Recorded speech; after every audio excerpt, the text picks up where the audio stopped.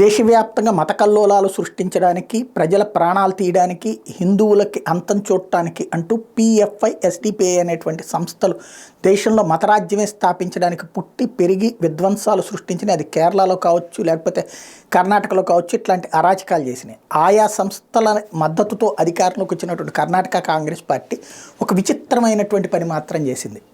ఆ రెండింటి మీద బ్యాన్ ఉన్న వాళ్ళ అండతోనే అక్కడ అధికారంలోకి వచ్చింది, అక్కడ ముస్లిం మత పోలరైజేషన్ ద్వారా.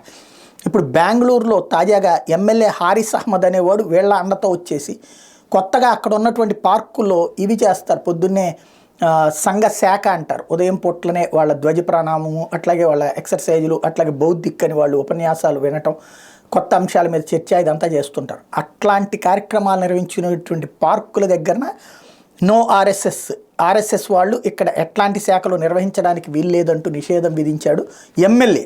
అది విశేషం.